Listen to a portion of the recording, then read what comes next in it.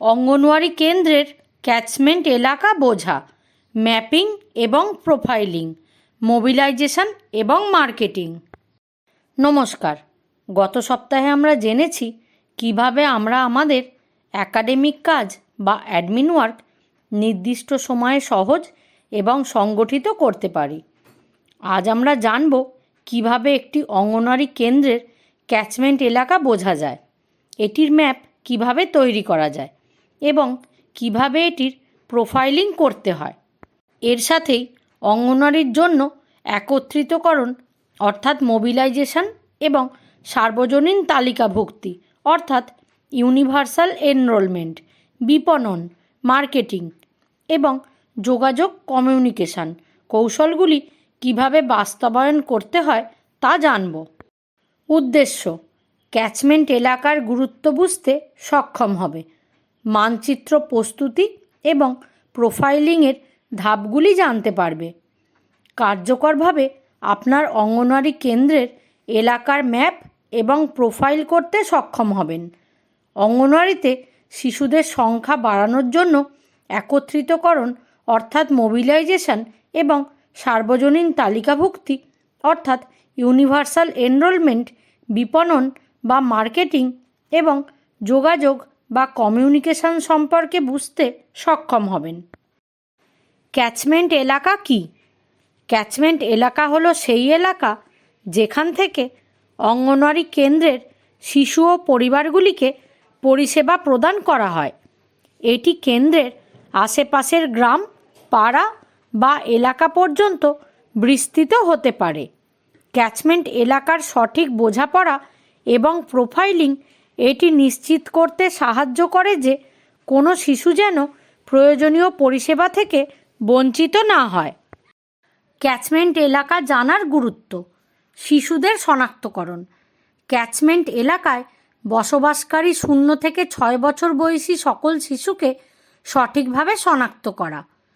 পরিষেবা সরবরাহ: পরিষেবাগুলির দক্ষ ব্যবস্থাপনা সুনিশ্চিত করা এবং অভাবী পরিবারগুলিতে সেগুলি সরবরাহ করা। সম্প্রদায়ের সাথে যুক্ত: সম্প্রদায় এবং পরিবারের সাথে দৃঢ় সম্পর্ক তৈরি করা এবং তাদের সহভাগিতা বৃদ্ধি করা। ক্যাচমেন্ট এলাকার ম্যাপিং এবং প্রোফাইলিং কিভাবে করবেন? ম্যাপিং: এলাকা পরিদর্শন করুন। কেন্দ্রের চারপাশের এলাকাগুলির নিয়মিত পরিদর্শন করুন। গুরুত্বপূর্ণ স্থানগুলি চিহ্নিত করুন। বাড়ি, স্কুল, বাজার, হাসপাতাল ইত্যাদি চিহ্নিত করুন এবং নিশানা লাগান। একটি সাধারণ মানচিত্র প্রস্তুত করুন। কাগজে এলাকার একটি রূপরেখা তৈরি করুন এবং সমস্ত চিহ্নিত অবস্থানগুলি দেখান। সমস্ত পরিবারকে চিহ্নিত করুন। শিশুদের সংখ্যা এবং বয়স অনুসারে পরিবারগুলিকে শ্রেণীবিভক্ত করুন। প্রোফাইলিং: পরিবারের তথ্য। প্রোফাইলিংয়ের অধীনে পরিবারের ডেটা সংগ্রহ করা হয়, যার মধ্যে পরিবারের সদস্যদের মোট সংখ্যা, শিশুদের বয়স, তাদের চাহিদা এবং মা ও শিশুর স্বাস্থ্যের অবস্থা অন্তর্ভুক্ত থাকে। আর্থসামাজিক তথ্য: আর্থসামাজিক তথ্যের মধ্যে রয়েছে পরিবারের আয়ের উৎস, শিক্ষার স্তর এবং তাদের প্রভাবিত করে এমন প্রধান সমস্যা ও চ্যালেঞ্জ।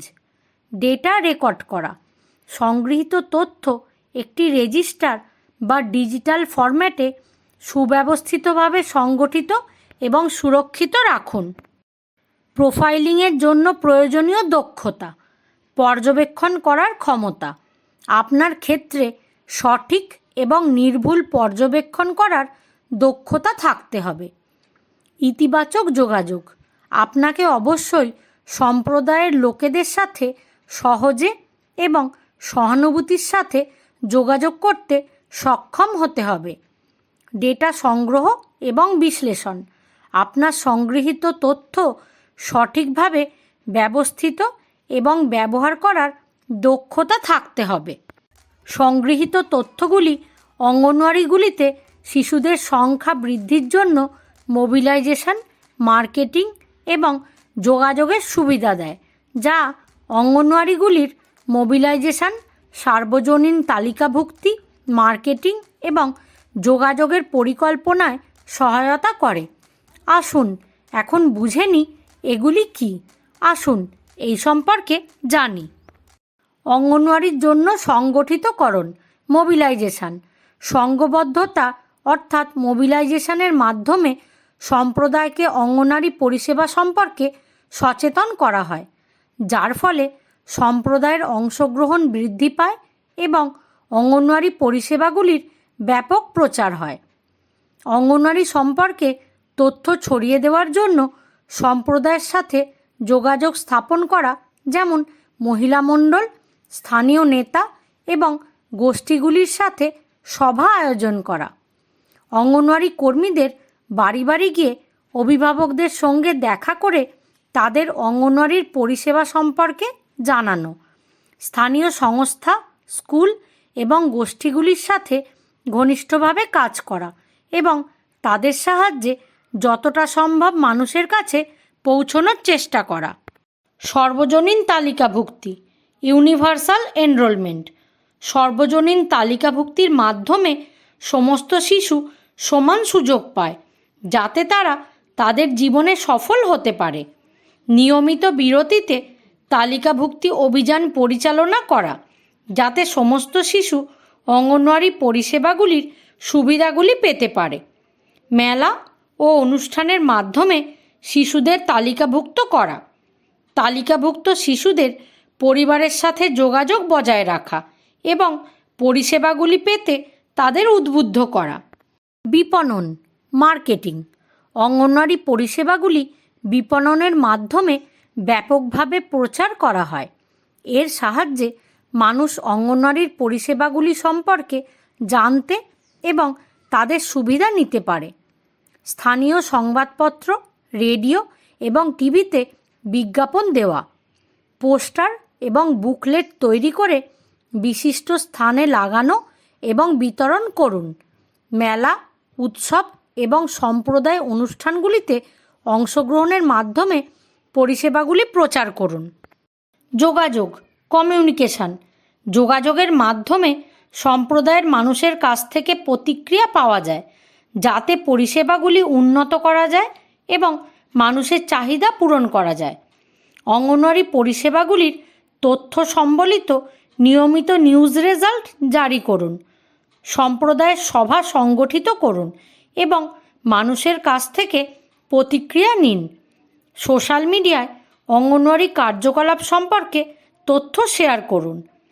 এই পদক্ষেপগুলি অনুসরণ করে আপনি কার্যকরভাবে অঙ্গনওয়াড়ি পরিষেবার প্রচার করতে পারেন এবং আরও বেশি সংখ্যক শিশুদের কাছে অঙ্গনওয়াড়ি পরিষেবার সুবিধাগুলি পৌঁছে দিতে পারেন।